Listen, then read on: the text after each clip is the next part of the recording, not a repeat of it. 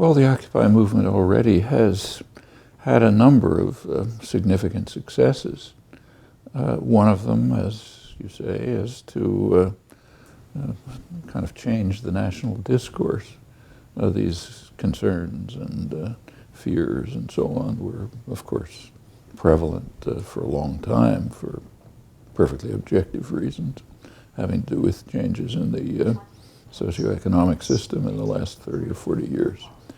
But they weren't crystallized very clearly until the Occupy movement put them forward. And now they're kind of common coin.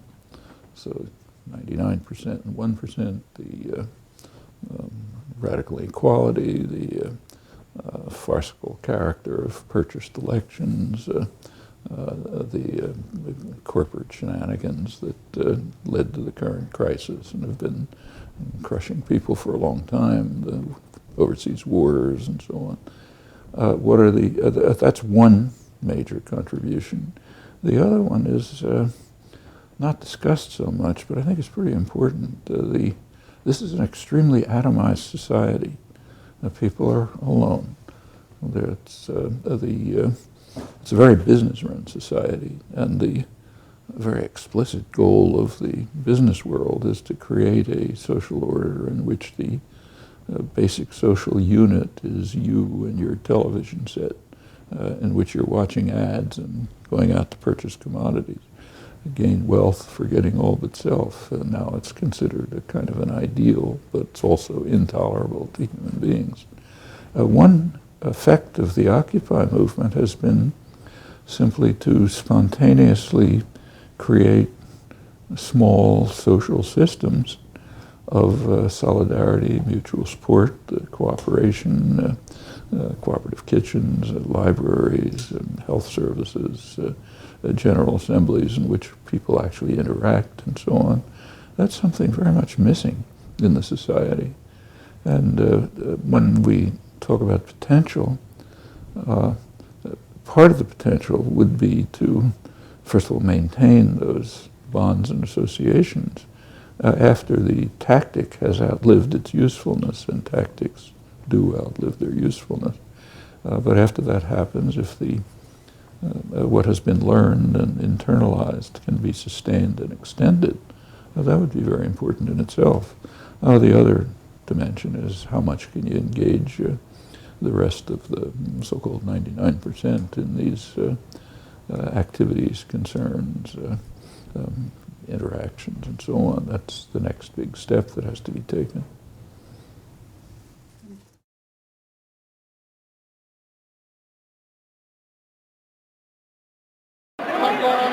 Not sure how many arrests, but things are certainly lighting back up again for Occupy Wall Street.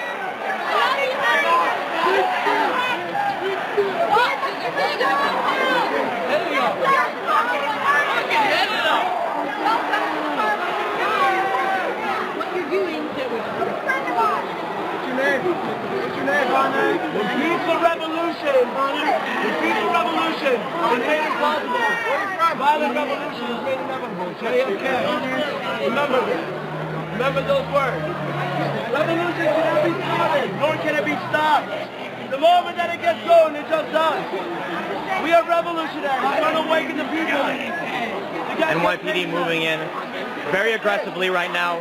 It's more aggressive than I've seen in a long time, if at all. Now I've definitely seen aggressive arrests, but this many times in succession is pretty intense.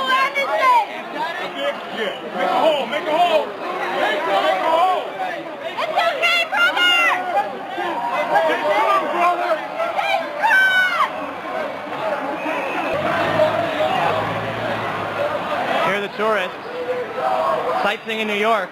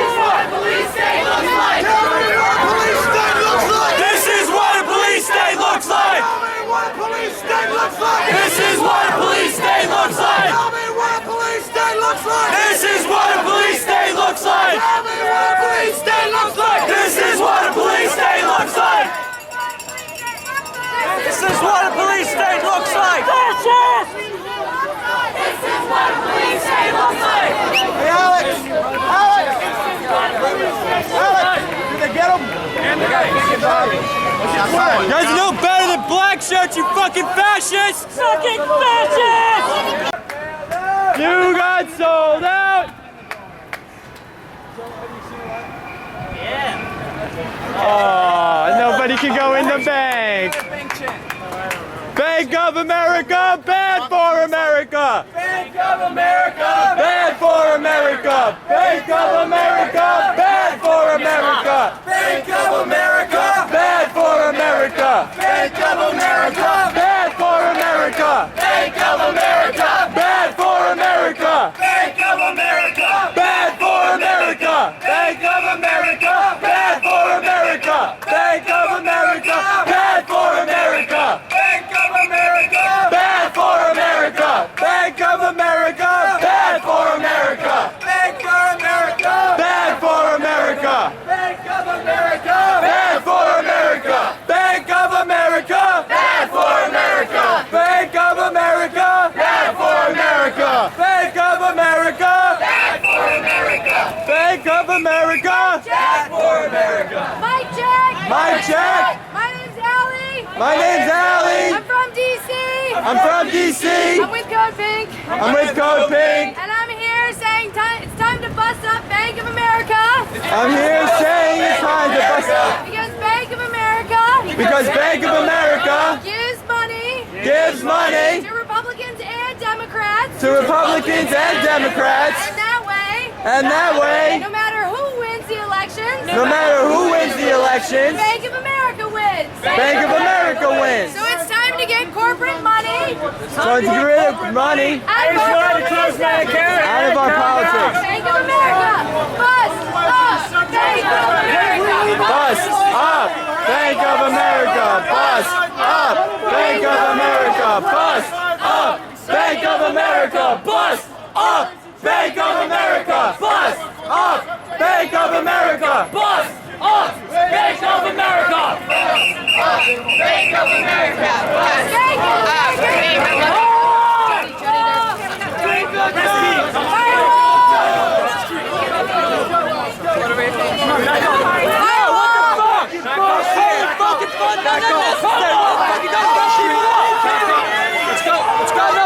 People, you gotta beat them too, you fucking assholes! Let's go, back it up! Back it up! Unnecessary roughness. Back up! Back up!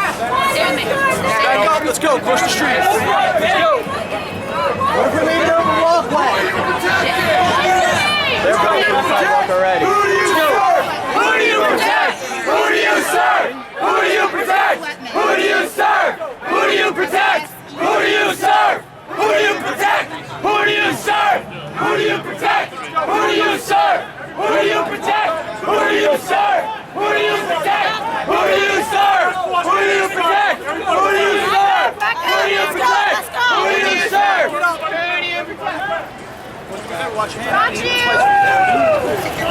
Let's go, back it up. Back it up all the way. Down the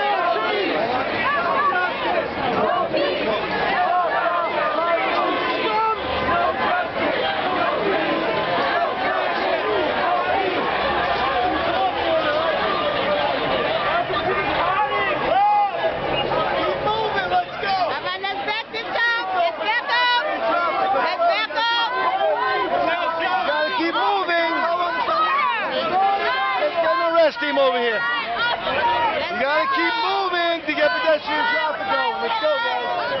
Let us through! Let us through! Let us through! Let us through!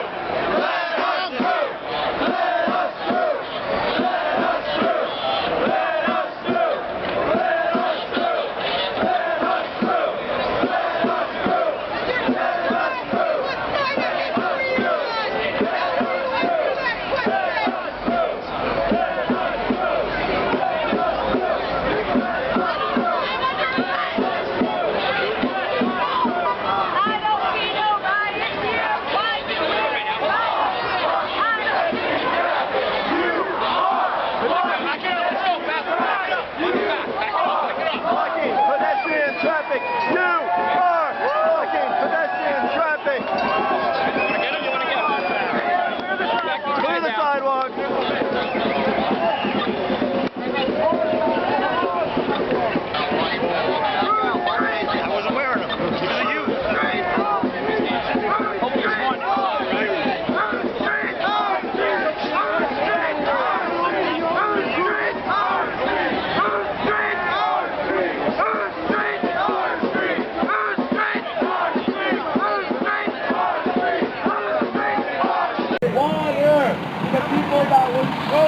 having trouble trying to figure out how many people, but I definitely counted at least 7 here that were standing amongst surrounded by the police. So I don't know. It's hard to confirm how many arrests. I'm fairly confident there's at least 7, but it's hard. It's really hard to determine. There might be people in the van.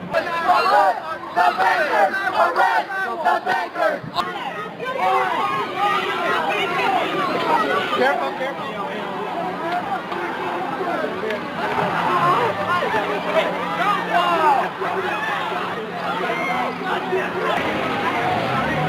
So there may have been just 3 arrests. I'm not entirely sure. There's like another arrest happening. This man.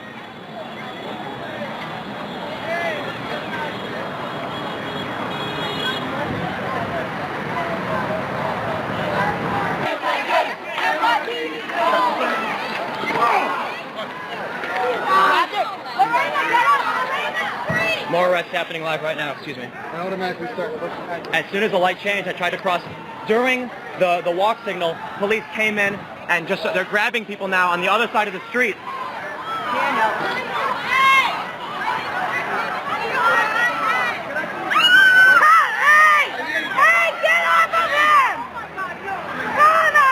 You guys are pigs! You guys are pigs! You're monsters! You're goons! You're Bloomberg goons! You're no better! Looks like possibly 4 arrests right now.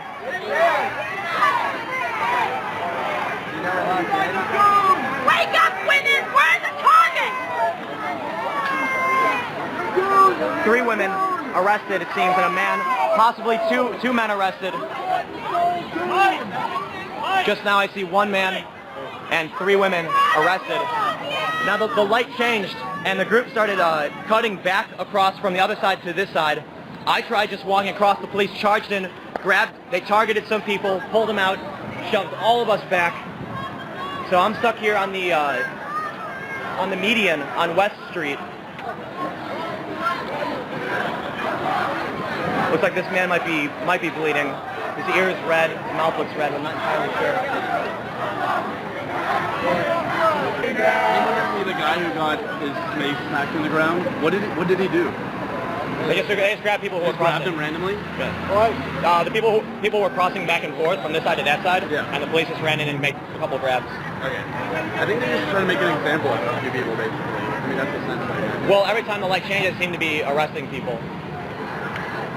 Several arrests just made, at least 4, I believe.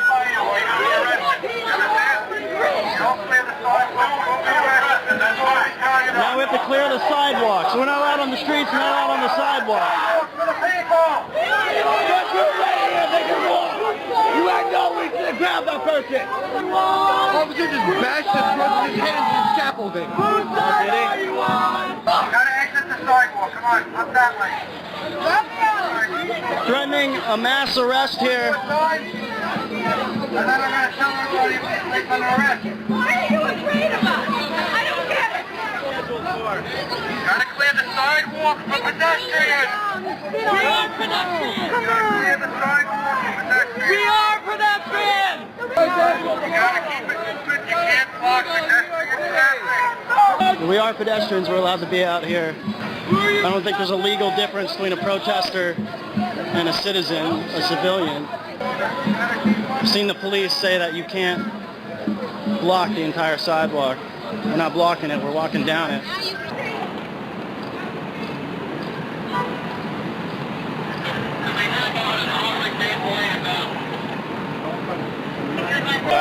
Let him go! I'm trying to cross the street! Charlie Myers!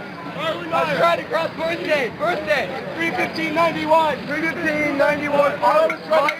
Myers? Yes! Document that I'm in the crosswalk, please! So they're giving someone grief who has a bicycle there. It doesn't look like he's being arrested. Oh, he has been arrested. Yeah, no, his hands behind his back. He's being cuffed up right now. So they're confiscating the bike. I wouldn't want to defend fucking And Mitt Romney mask on.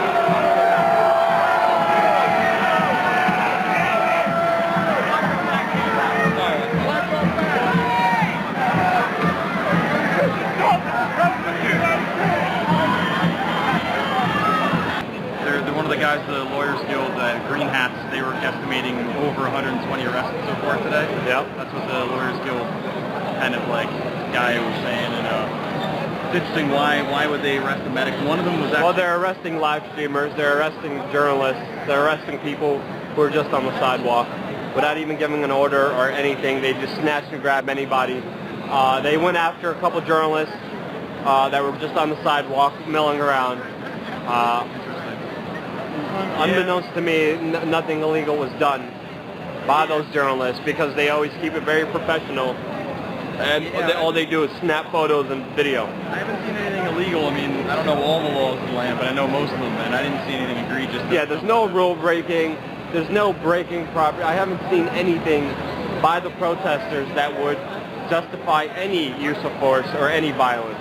Maybe minor infractions of having a pole that's not regulation standards, all right, but other than that, I haven't seen any rule breaking.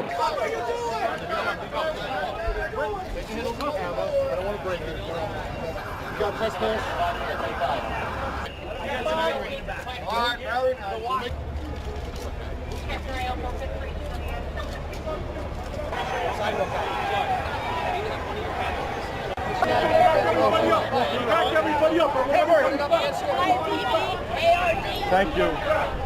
Hey, folks, let's go. One way to the other. Let's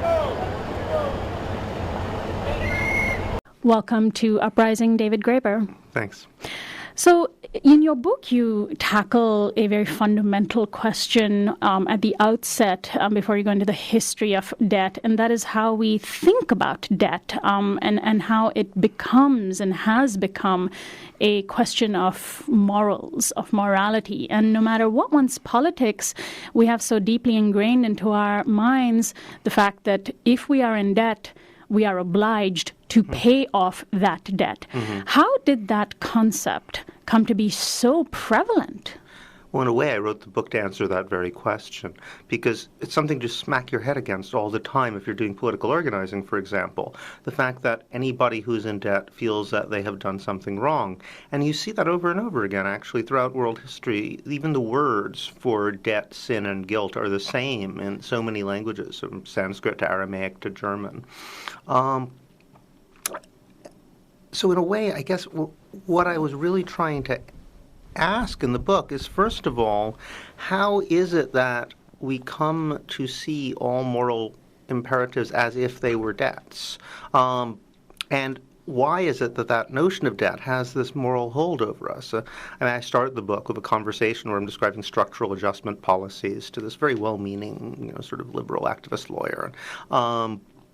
And describing things like the death of thousands of babies, through these people had to cut their medical services, and the reaction is, yeah, but surely you can't expect people to just cancel the debts. I mean, people have to pay their debts; they borrowed the money. It's that commonsensical power. I mean, you can come up with 27 different reasons why this is absurd, but each one would take 10 minutes to explain. Whereas that is just 5 words, and it just seems self-evident. And so, in many ways, that language and that logic is used to justify the forced repayment of debt. Well, the word force is critical here, because one thing I found when I was trying to figure out what is debt, I mean, the basic definition of the concept is unclear. It's not any kind of moral obligation, although people try to extend the notion in that way. Well, a debt is just one type of promise. It's a promise that, I like to say, is corrupted by math and violence. It's something where you can be exact and exactly quantify what is owed. Therefore, it becomes impersonal. Therefore, it becomes transferable. So, as I always like to say, if I promise to love you forever, you can't give that to someone else. If I promise to meet you at 5, you can't give it to someone else. But a mathematical, impersonal debt, you can. And the way that's what money is. It's circulating debt. But that's only made possible by a relation of force. But the other side of that is that language is the cleverest method anyone has come up with to take a relation of force and make it seem moral. Not only to make it seem moral, make it seem like the victims are to blame.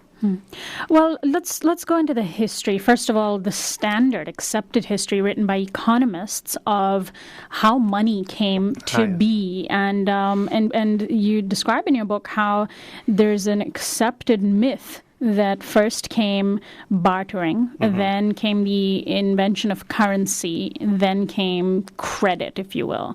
And you and other anthropologists have said that there's really no evidence for this? Zero. This has been kind of a pet peeve of anthropologists for at least 100 years.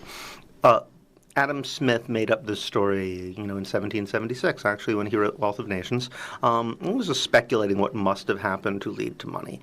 And he said, well, I imagine that people would just swap things with each other. And I would say, I need a cow. Tell you what, I'll give you 20 chickens for that cow. Okay, how about 30? And you negotiate, come to a deal.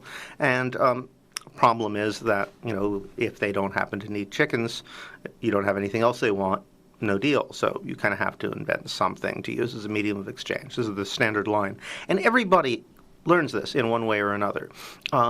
Just the other day, I was, chatting with the airport security guy as he was scanning me about my book, and I said, it's about debt the first 1,000 years. And he was like, 5,000 years? I assume they would all be using barter back then. Everybody has this in their head. The problem is, anthropologists have been going through the world pretty much everywhere for the last 100 years trying to find some place where they do that, and they just don't exist. You're saying that barter doesn't exist as adopted in a society? Within societies. People will do barter with strangers. If there's somebody you're never going to meet again, well, you kind of got to swap things. But if it's people that are your neighbors, which is the original scenario, if it's people you're in any kind of regular contact with, or even really if it's regular trade, people don't do that. And if you think about it for a moment, it's kind of obvious why they wouldn't, because what the standard story assumes is that people will deal with their neighbors in what economists call the spot trade. I give you something, you give me something, we walk away, and if we can't settle the deal right now, that's it. Well, that's silly, because even imagining the sort of 20 chickens for the cow scenario and the guy doesn't need chickens, well, I'm his neighbor. I'm going to have something he wants at some point, and it's nice to have neighbors in your debt. In fact, what you actually observe in most communities where people are, people of relatively equal status who are neighbors, are coming to some sort of arrangement with each other about stuff. For example, it's often the case that if you just praise an object that belongs to someone else, they kind of have to give it to you. So what would really happen is you go up and you say, wow, that's a beautiful cow, and there's really no appropriate response. There's nothing you can say other than, oh, well, it's not much, but take it, please. You're my neighbor, I love you. Don't even think about giving me something back. But of course, we all know now I owe him one. So what you get is a sort of credit and debt situation, but it's not a specific one where you can quantify exactly how many of one thing equals another. Usually you have a sort of rank of sorts of things. A cow is roughly the same as a canoe, is the same as a jade necklace, is the same. Second rank, third rank, fourth rank types of objects. Or you could, it's not necessarily an object, too. It could be a favor. You need help with something. It's good to have people in your debt. So what they're making up, these economists, is a story which imagines that essentially social relations don't exist, that people are only thinking about the stuff, which is fine if you're inventing economics, which is the study of people who are only thinking about the stuff, but that's not how actual people normally behave. So is there evidence that whole societies behaved on credit and lending and borrowing, items and keeping tabs, if you will, before currency existed? Absolutely. That is what all evidence tends to indicate. I should make a distinction here. The scenario I was just alluding to is more a case of nobody's tabulating anything. There's sort of a vague sense of, I owe you sort of like that, I owe you sort of like this. The question is how it becomes quantified. And oddly enough, all evidence we have indicates that it's legal systems where that starts to happen, when you have to pay fines, because that's the situation where people are in no mood to compromise. And, somebody's eye gets poked out, it'll be like 27 heifers for an eye, or, this means war. And if you don't have heifers, you actually do have to figure out how to substitute. So in situations like that, where there's a potential for violence, where people are in a very uncompromising situation, that's precisely when they start counting things and demanding exact equivalence. There's other ways that money crops up. It seems that the first forms of money in Mesopotamia had to do with people who had to, they had these very complex temple complexes with thousands of people working for them, often widows and orphans at first, and after war they start bringing in captives. But they have to allocate materials within these bureaucratic complexes, which aren't actually states, they're autonomous. They run themselves, but there's people doing fishing, there's people doing pastoralism, there's people growing things, there's people making things. They have these little factories, and they have to distribute stuff and calculate rations and equivalents. So they make up a system where everything is equivalent to a certain amount of silver. And that markets kind of develop on the side of that, where people start using those systems. But the interesting thing about ancient Mesopotamia, for example, is that they don't seem to have been actually using the silver to buy stuff.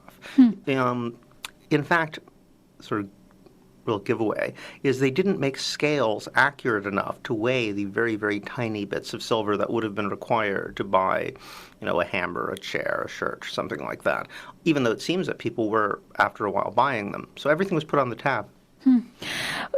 So gold and silver have at various points in human history been considered currency or equivalent to currency, being able to measure something in the form of a metal that doesn't corrode. How does that figure into the history of currency and money in the U.S.? In the U.S.? I'm sorry, worldwide. Worldwide. Okay. Well, at first they mainly just kept the gold and silver stockpiled and used it as the basis of credit transactions. Egypt tended more toward the gold, Mesopotamia toward the silver. Merchants, very rich people would occasionally actually show up with the stuff.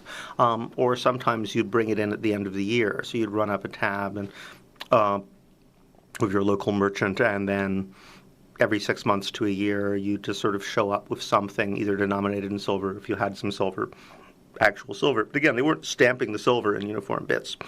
You just have to weigh it out. So that's what you have at first. The question is, why did people actually start using it in everyday transactions? And that happens quite late. We're already seeing these credit transactions, interest rates, discussed in documents of 3200 BC. Coinage, on the other hand, actual systematic circulating bits of gold, silver, and bronze, crop up, well, it seems maybe around 700 BC in the Eastern Mediterranean, but definitely by 600 BC in China and India as well. And it's not like the idea spreads. It seems to be independently invented in all three areas. They're using different technologies, for example, to make them. But the social situation is remarkably similar in each case. What you find in the Ganges Valley, in the North Plains of China, in the Eastern Mediterranean, you start with a bunch of little kingdoms all at war with one another, often hiring mercenaries, and gradually you get some of them win. You get empires based on standing armies. Of course, standing armies have to be paid. And it makes sense that coinage would be invented to pay soldiers, which seems to be what happened, because usually there's like one or two generations where the state isn't quite involved yet, but it seems to be where the soldiers are that you get these things. And then quickly the government jumps in. And it makes sense if you think about it this way. Well, okay, here are these people operating on credit, most transactions on credit. Who is the last person in the world you're going to want to extend credit to? A heavily armed soldier who's just passing through. On the other hand, who is the person most likely to actually have little bits of gold and silver? The same guy who's just been looting and pillaging. So cash markets of some kind are most likely to crop up where armies are. And governments get involved because it becomes this very efficient way of provisioning armies. If you think about it, and it's actually one of the great mysteries of antiquity, is why did kings demand taxes in gold and silver coins? It might seem obvious they wanted the money, but in fact, they produced the money. If gold and silver were just naturally became money because of trade, well, the logical thing to do would be grab the gold and silver mines. You have all the money. And in fact, kings would do that. the question then is, why do you take the gold and silver that you've just grabbed, stamp your picture on it, give it to people, and then say, okay, everybody in the kingdom has to give me one of these back again? In a way, it doesn't make a lot of sense. But it makes perfect sense if you're trying to feed an army. Because, here I have 50,000 guys, heavily armed, sitting on my border. How do I feed them? They're going to eat everything edible, within walking distance in a few weeks.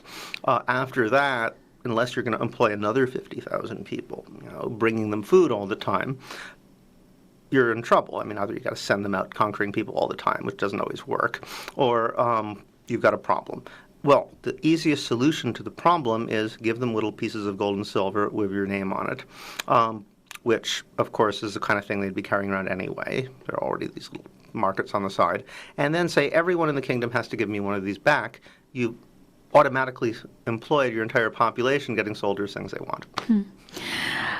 Let's talk about the sort of religious backdrop to the concepts of debt, and actually how religion itself views and various religions have viewed debt, because it's a pretty strong theme throughout most organized religions.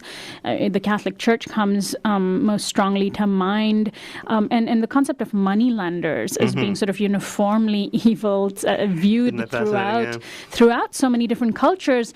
It sort of it runs counter to the power that moneylenders have in our society. On the one hand, they've been vilified for most of civilization. On the other hand, they have armies, or can have armies, and can use the force of violence to extract debts. And in fact, if they don't have armies, they really can't. You can't really be Their power comes from violence. Exactly. One of the things that fascinated me as soon as I began looking into this stuff was that ambivalence. The fact that people will always say morality is just paying your debts, but then they'll say moneylenders are evil. Well, how do you square that? And that conversation, which I started, where I'm talking to this person and about canceling the debts, and she's like, well, surely you have to pay your debts, and then I sort of come up with all the reasons why that's not the case. It's like that conversation has been happening for 5,000 years, over and over and over again. And in fact, the great world religions, it's quite the same. I like to start with Plato's Republic, since a lot of people have read that. It begins in the same way. They say, well, what is justice? And there's this rich guy, he's like this wealthy arms manufacturer named Kephalos, and says, oh, justice is just a matter of paying your debts and not lying. Socrates blows that one away immediately. He says, well, say somebody lent me his sword, and then he goes violently insane and wants it back to kill somebody. Obviously, I'm not going to give it to him, and I'll probably make up some lie as to why not. So he says, oh, whatever, I don't know, something else then. Kind of drops it and wanders off, and the rest of them end up saying, well, okay, it's not debt, what is it? And that question, well, isn't morality just paying your debts? No, actually it isn't. You get it in the Brahmanas, where they say, life is a debt that you owe to the gods, and you owe a debt to your parents, who you repay by becoming parents, and you owe a debt to the sages who created wisdom, which you repay by becoming a sage and becoming wise. A debt to humanity, which you pay by being kind to strangers and hospitable. The moment you examine it, you realize they're not talking about debt at all. You wipe out the debt by becoming the thing you owe. You owe to your parents, but then you become a parent. In a way, it's the same, owing a debt to the cosmos, which is what the gods really are. That doesn't make any sense. How that would imply that me and the gods, or me and the cosmos, are two equivalent parties to a business transaction. It's absurd. So you only can get rid of the debt by realizing it isn't there, because you are part of the cosmos. There's no ultimate difference. In the Old Testament, they start the same way. Debt is basis of morality. In fact, even the Lord's Prayer in Aramaic actually reads, forgive us our debts, just as we forgive those who owe us money. But of course, the trick there is we don't normally forgive those who owe us money. So it's sort of implying, well, you're a sinner, aren't you? Why should God forgive you? But he does, because what is sacred is not to pay debts, but to forgive debts in the Old Testament and New Testament. So over and over again, you start with debt as morality, except no, actually it isn't. So there's a lot of moral confusion in religion Exactly. around debt. Exactly. And the question is, well, why do they have to start with that if then they say it's not true? And the best conclusion I could come to is exactly that situation. Well, think about it. Most people who have ever lived have been told that they are debtors. How could that be the case? You know, who are they owing this to? I mean, did the 1% of the population who happen to be rich really do so, were so wonderful and give them so much stuff that, like, somehow all of those people were beholden to them? Clearly what we're talking about is a way of justifying relations of force. And it makes sense because mafiosi understand this. You want to shake somebody down, you relate it, make it a relation of debt, and then you're nice to them about it, and suddenly they seem like they're the ones who should be ashamed of themselves. You know, you say, I conquered you, therefore you owe me your life, which I interpret literally. I expect payment for your life, but you know, I'm a nice guy. I'm going to let you off the hook for the first 6 months, and after that, terms are negotiable, but I do expect that money. Suddenly, you're the one who's running around, you know, feeling inadequate. However, it tends to blow up in people's faces. Most revolts, insurrections in world history are also about debt. And if you're going to reply to this, the only, you know, and it makes you indignant, because I think that it's really the case that of all forms of inequality, you know, it does, when it explodes biggest. Because if you say you're inferior, you're a serf, you're a slave, you're low caste, whatever it might be, you know, nobody likes that very much. But if you say you should be my equal because you owe me something, but you have failed, you know, your life is a failure, you're an inadequate human being, it tends to make people even more angry. So when it blows up big. And what do people start saying? Always the same thing. It's like, wait a minute, who owes what to who? I'm the guy who makes all the food around here. What have you ever done that I should owe you something? But voila, you're using the language of debt. Right. So suddenly political arguments are all about debt, and they're kind of trapped in this language, which is how people are arguing about right. things. And there's so much relevance to our current political conversation, which I do want to get to. But let me remind our listeners, I'm speaking with David Graeber about his book, Debt, The First 5,000 Years. In looking at history then, how do these concepts of debt figure into, and the logic of the mafia figure into colonization? You bring up the history of Madagascar and Haiti, which are two very stark examples, but presumably throughout the history of colonization, the country that has been colonized somehow ends up in debt to the colonizer. Isn't that interesting? Just, yeah. you know, I mean, it's true, and we may take it for granted, but it says a lot, I think, about what debt really is used for.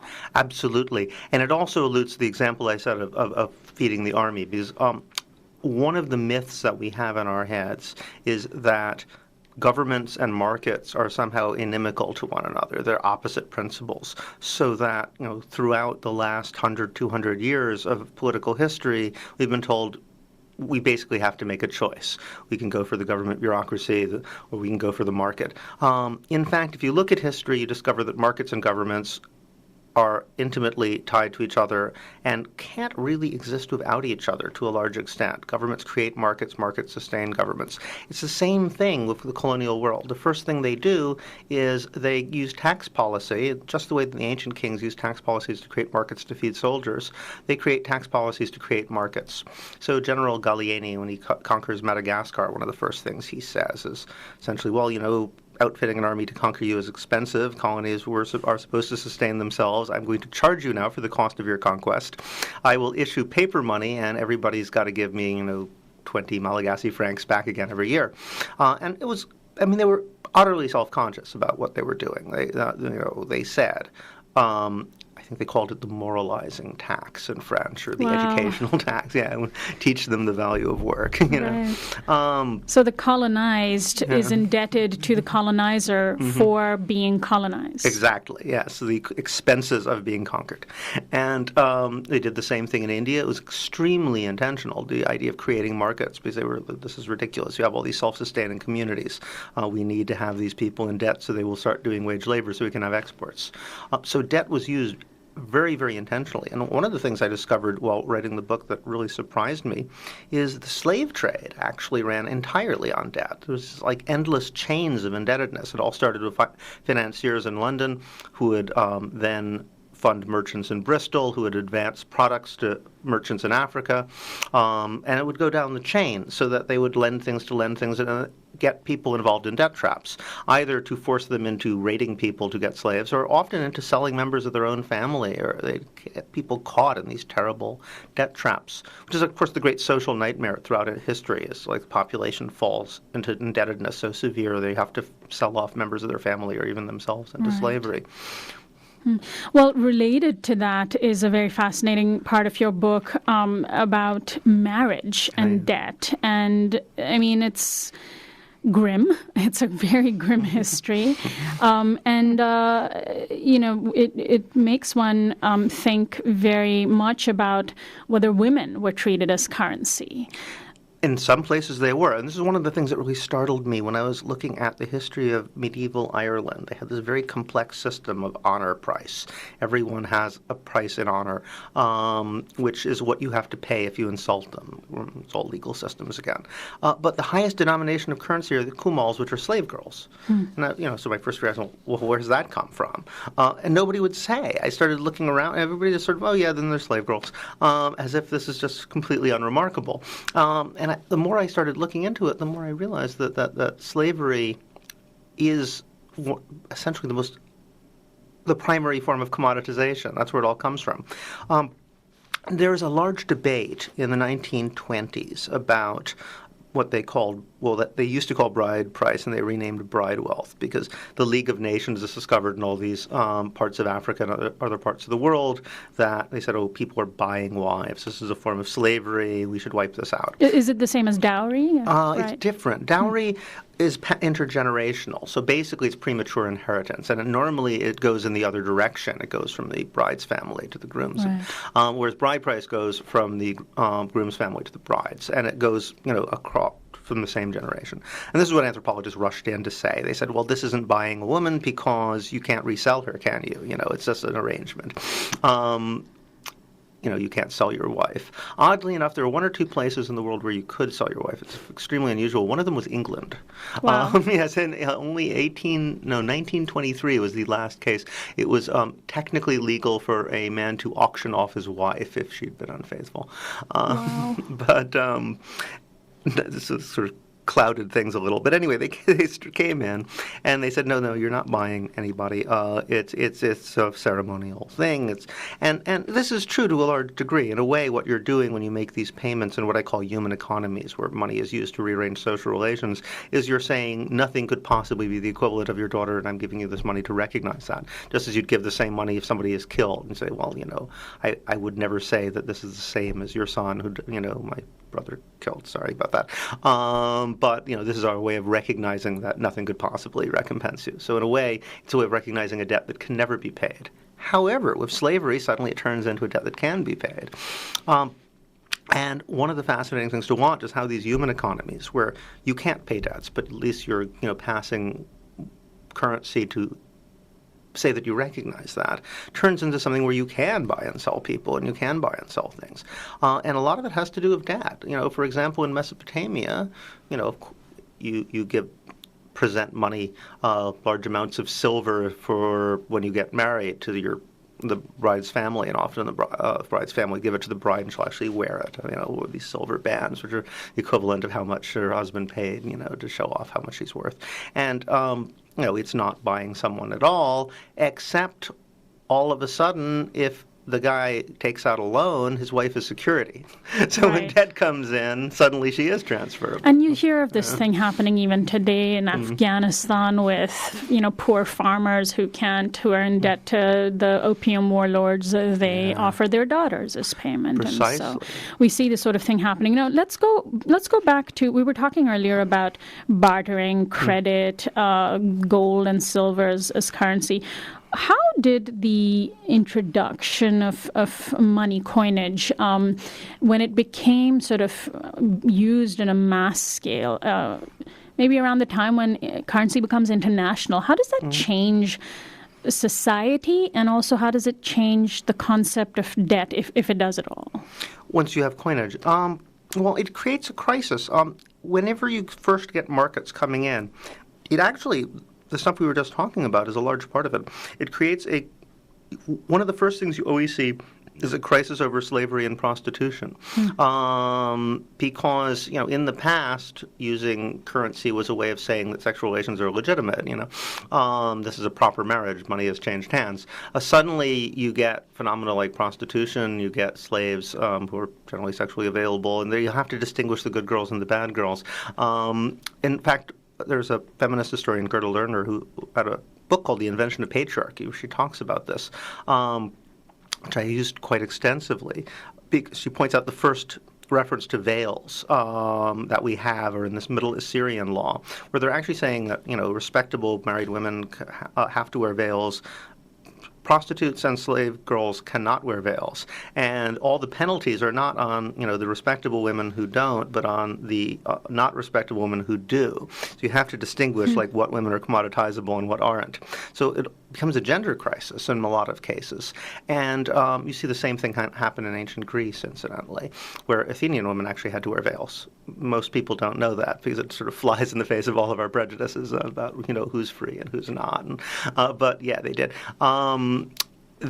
So that's one of the first things that happens, and one of the arguments I make is the biblical patriarchy. This is tendency to sort of revile both the great money lenders and the great places of prostitution comes from this sort of fear that ordinary Mesopotamian farmers had that their daughters were going to be taken away to the temple to be turned out as prostitutes, and because of debts, and people would simply run away and join these desert nomad groups or semi-nomadic pastoralists who live at the fringe of the city, lock up their children. So it almost starts as a form of resistance against great concentrations of wealth and what was going on, and then it turns into a thing of its own. So you have these moral crises when what had been money being used to rearrange relationships between people turn into a market economy. Same sort of crises happen over and over again. Now, in looking at how these concepts work today, I want to ask you to discuss how debtors are treated differently depending upon what class they come from. So from, I guess, the history of civilization, rich debtors have historically generally been treated very differently from poor debtors. Indeed. And you give some great examples, such as in England, and we see the same thing today. Absolutely. Bank of America versus a person who took a bad mortgage. Exactly, or AIG versus someone with a student loan. Yes, and one thing I discovered, that point about violence is critical. When you have debts between equals, they really are just a promise, and promises, of course, could be renegotiated when circumstances change.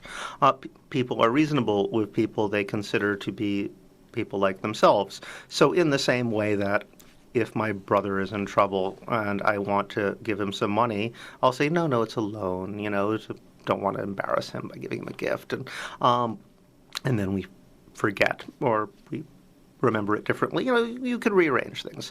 And the same is true of rich people.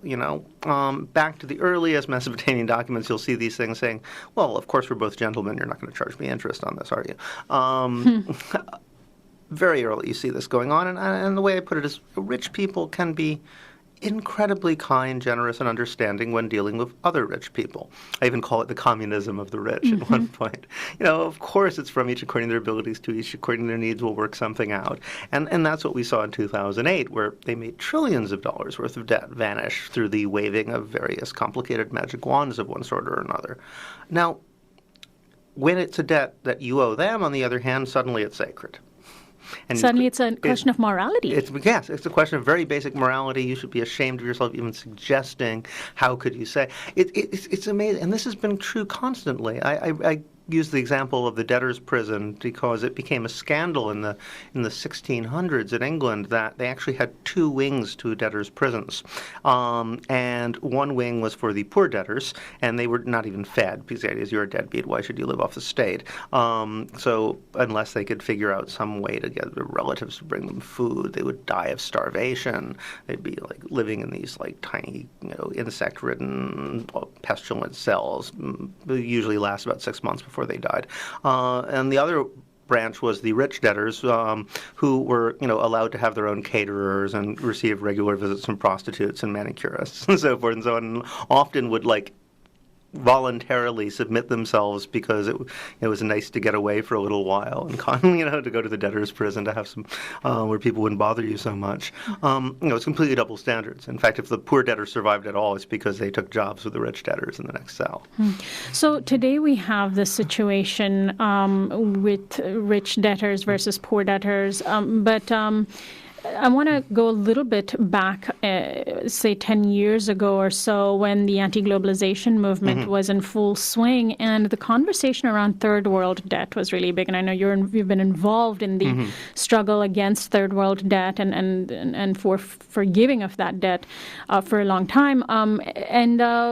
Again, and then this prompted the conversation that you cite in the earlier part of your book in the introduction, where you talked to this lawyer, and it was around third world debt. And I think it's a conversation that is worth bringing up here during this interview, which is, earlier we discussed colonization and how it has turned former colonies into debtors.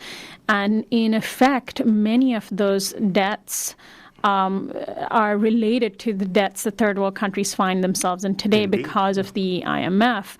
So how does debt work on a grand global scale, where rich countries treat each other differently from the way poor countries who are in debt are treated? Well, I start the book with a proverb, American proverb, that if you owe the bank $100,000, the bank owns you. If you owe the bank $100 million, you own the bank. And it's like that. If you owe the United States $10 million, you're Senegal, and you owe the United States $100 million, you're in trouble. If you're Japan and the U.S. owes you $100 billion, you're also in trouble. It really depends on who's got the biggest guns. And this is the way that relations of violence, once again, tend to become moralized and turned into a way of blaming the victim. But since the direction of the debt and who's got the guns entirely determines how it really works out. One of the interesting things about third world debt, though, is it has largely been paid off. And it was... People don't realize this. The globalization movement, I like to call it globalization, not anti-globalization, because we consider ourselves a form of globalization. The globalization movement, or global justice movement, altered globalization movement, there are many names, was quite successful in a lot of ways. In fact, we thought it would take 10 years to turn around the discourse at Washington Consensus, the way people were talking. Anybody who didn't accept this full-blown, total neoliberal, free market will solve all problems rhetoric was treated as literally insane. And within 2 years, this had changed dramatically, owing to a worldwide mobilization. I should emphasize that what happened in the U.S. was a very minor, small element of a global phenomena. Really, the people who created PGA, which is the group I was with. It was the Zapatistas, first of all, the MST in Brazil, the Karnataka State Farmers Association in India, who felt it was really important that sort of Gandhian civil disobedience should reach places like America and Europe. There were a lot of elements in it, but it very quickly had extraordinary effects. And one way that happened was through what happened in Argentina, where there was really an uprising based on those same sort of decentralized, autonomous, what I like to call small a anarchist principles, whereby they just said, we're not even going to try to demand anything of the government. The hell of the government. All politicians are corrupt. We're going to do things ourselves, create our own assemblies. Very much like what's happening now. And the government sort of had to do something to re-legitimize itself. They were in a panic, so they defaulted on the debt, which set off this chain of cards, which essentially destroyed the IMF. The IMF has been effectively kicked out of East Asia. The Latin American debt is gone. Chavez played a role in helping pay it, but they basically prioritized getting rid of it by any means possible. Africa is still in a bit of a mess. But it's interesting. We're talking about austerity in Europe and America. They're not actually talking about austerity in East Asia or Latin America right now. They have other problems. But the focus has shifted. And in a way, that crisis has kind of come home to the metropolis, where the sort of top 1% in those countries are now trying to grab all the cookies as they see their debt empire crumbling around them. I'm speaking with David Graeber about his book, Debt, the First 5,000 Years, and also want to talk to you about, of course, the Occupy movement that you've been deeply involved in. In your book, you bring up the question of how we approach who owes what to whom, how we even look at these questions, because we're living now at a time when people are more and more aware of the illegitimacy of the rich debtors versus poor debtors, of the creditors versus the debtors, and there's whether we're looking at people facing foreclosure because of bad mortgages while big banks are getting bailed out, or even other even when we look at unemployment and low wages and people thinking of themselves as, and having this greater awareness of an us versus them, this class divide, which we're seeing played out in the election as well. How do we grapple with these concepts? Because we have to address that moral, seemingly unbreakable logic of you have to pay back your debts. And that in the United States, you point out in your book, is a very deeply encoded logic, much more so than in other countries. So in a way, we're battling against that logic itself. Indeed. And the first, well, I mean, I think in 2008 they let the cat out of the bag in ways that they don't want us to remember, but it's going to be difficult for them to do. There's a whole bunch of stories that we were told we essentially had to accept, that markets are self-sustaining and the only way to organize anything. Well, we realized that wasn't true. They're not self-sustaining. They can only be sustained by constant government support and intervention. The line that essentially capitalism isn't even really trying to justify itself by saying it's a good system in the sense of something that will cause generalized prosperity and fairness. They're just saying no other system could work at all. And now we realize that, that line, these people might not be very nice, but they're super competent. Well, that's not true. But the major thing we learned is that debts don't really have to be repaid. We're moving into what I call a regime of virtual money. And, everybody talks about this as if it's something new made possible by computers. It's not. As I was pointing out, that's the original form of money. Money has been virtual through much of world history, and we know what that means in historical terms. And this is the way one reason I wrote this book is I think this is a very appropriate time to point this out to people. What we saw in 2008 is the first cataclysm caused by the fact that we have a virtual money system, but we're not treating it in the way we're treating it in antiquated terms, or at least for poor people, as if money were a thing, a commodity, something there's a scarce resource. We just don't have any money. We run out of money. No, we make money. Money is a series of promises. We can make any kind of promises to each other that we want to make. Throughout history, in any period where you have credit money as the dominant form, well, people recognize that, so they put safeguards in place to protect people from essentially falling into debt traps, because once money is something that's a social construct, what's to stop people from just infinitely generating the stuff and enslaving the poor? In the ancient Middle East, they had debt cancellation. Either kings would cancel the debts, wipe the slate clean, or they were jubilees, biblical-style jubilees. Middle Ages, they had usury laws, both in Islam and Christianity. They eliminated interest-taking entirely and debt peonage, whereas in China they were doing more debt cancellation again back then. And Buddhists also created pawn shops. That's a bit of a long story. At any rate, but there's always something in a period of virtual money you can do. Now, the fascinating thing is that this time around, we try to do it the exact opposite way around. Here, they create the IMF to protect creditors against debtors. Sure enough, the entire world is falling into debt traps. We have a design, and people are blaming themselves. So you have to realize that, no, this is an historical phenomenon that's happened over and over again. And when I just point out to people, look, most people in history have been debtors. Does that mean most human beings who've ever lived have been vastly inadequate and should be ashamed of themselves? It's the definition of utopian system that when something goes wrong, it says there's something wrong with the people, even if it's all of them. So that's where I would start. What we did it backwards, and we're watching the predictable results. When Aristotle or Hammurabi or Confucius were thinking of the worst thing that could possibly happen, it's basically this. Entire population falls into debt. And if Aristotle were here today, he would find the distinction between being so indebted that you sell yourself to work for others and being so indebted that you rent yourself to work for others to be something of a legal distinction at best.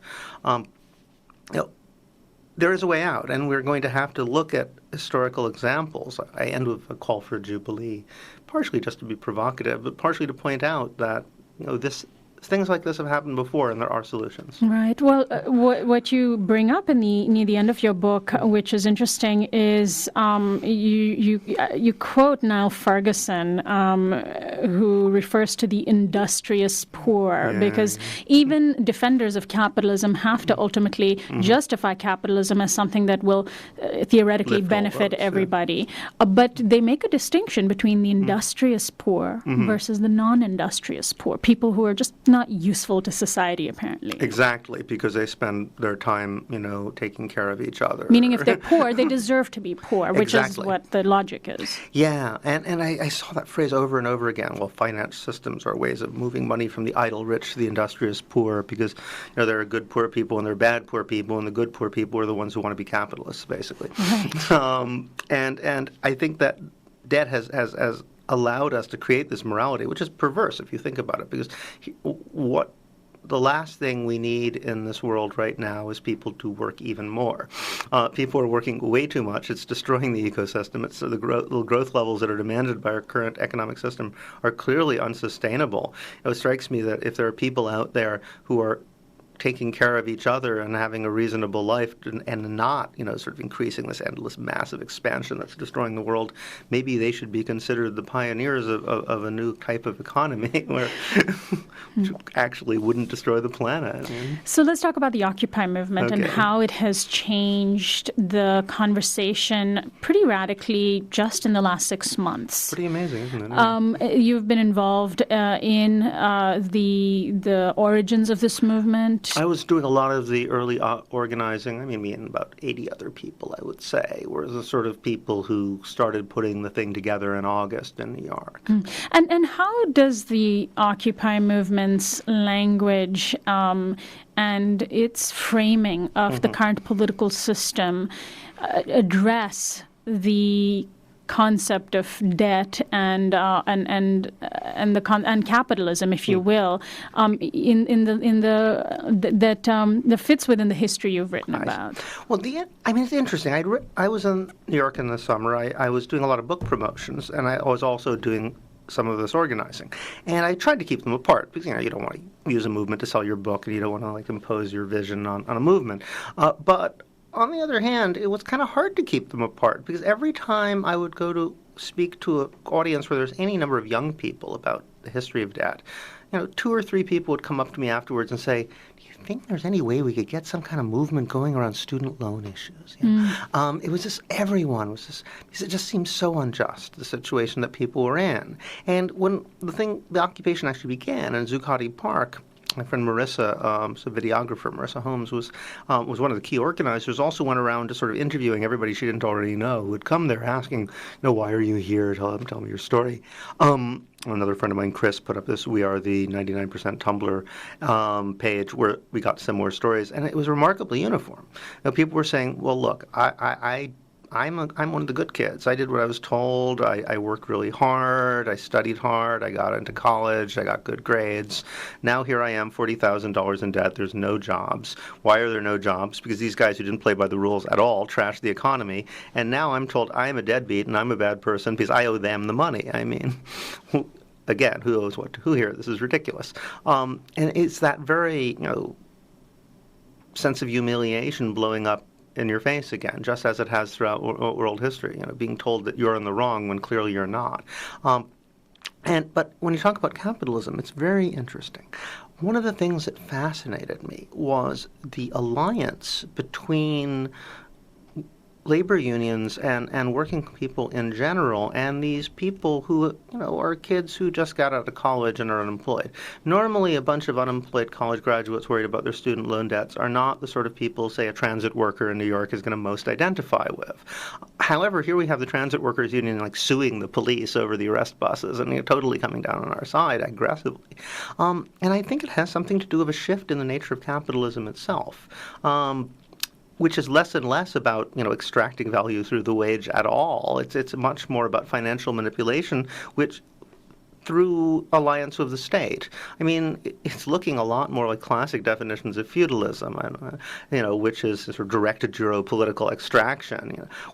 way I put it in the new book, I say, well, look, you have this famous line from Eisenhower, what's good for General Motors is good for America. What he meant was they were making so much profits, they took 60% of the profits in taxes, used it to build roads and highways, which, helped the auto industry, and, that allowed to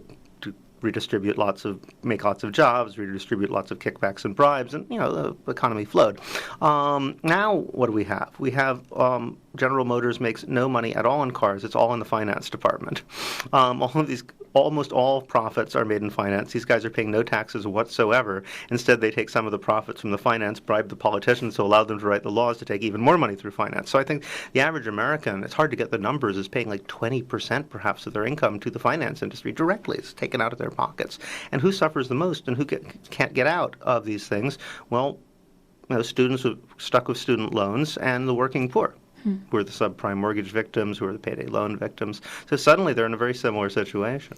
Well, finally, I want to ask you about the concept you brought up earlier, which is that markets need government to function, government needs market. You're a self-described anarchist. How do we view then what is happening today? Because in so many ways, when the left critiques the equivalence of capitalism and democracy, which capitalists like to do, but democracy is considered equivalent to government, and is we cannot have our democracy be able to function unless we have a government. So we try to separate government from the economy in as much as, or at least have the government have more control over the economy, but. How do you view it? Well, it's interesting. The word democracy is much debated, and a lot of anarchists actually would totally disagree with me on this one, because they say the same thing. Democracy is a form of government, therefore we have to be against it. But if you look at the word democracy, it's fascinating. Like any word that everybody has to be for or agrees they like, everybody has a different definition of it, and no one can agree on what it means. But if you look at the history of the word democracy, I've been going through what the founding fathers have to say about democracy. And actually, when I like to annoy people, I always point out nowhere in the Constitution or the Declaration of Independence does it say anything about America being a democracy. Those people were strongly against democracy, which they took to mean self-rule by popular assemblies, which started to happen a little bit right before, during the Revolution. There were these big assemblies they called to, call boycotts, and the Patriots were involved, and they were horrified by what happened. I was just reading this great account by Governor Morris. He's from New Jersey, one of the early Patriots. They called this assembly in New York for a boycott, and suddenly people started debating what the future government would be like. Would it be aristocratic or democratic? And this is horrible. The mob begins to think and reason. What will this mean? And everyone's terrified. They were horrified at the idea of popular democracy, and they created a constitution, which they called a republic after Rome, which was nothing like a democracy, in order to suppress the danger. Somehow around the 1830s, and the same thing happened in France, the same thing happened in England, Canada, they renamed these republics that were created to suppress democracy as democracies, largely because the franchise widened enough that people who called themselves Democrats kept winning elections, so suddenly everybody was a Democrat. Before it had been a term of abuse. So the interesting question is, why did people like this idea, which had been, everybody had, the literate classes, the ruling classes had hated so. And I've been trying to understand that. I mean, it's still the case today. Most Americans love the idea of democracy. But, is democracy just a matter of choosing politicians to run a government? Most Americans hate politicians and are kind of sketchy on the idea of government. So what is it they're thinking when they're for democracy? It clearly has something to do with the idea of individual freedom and the idea that we should be governing our own affairs, even though it's not clear exactly how.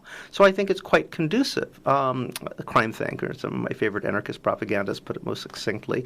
They said, well, everybody loves democracy, everybody hates the government. Anarchism is just democracy without the government. And do you think that ultimately this will be the Occupy movement's biggest question to struggle with? How do we envision a new system of economy and hence government? I think so. I mean, what we've started with, this is what we wanted to happen during the days of the globalization movement.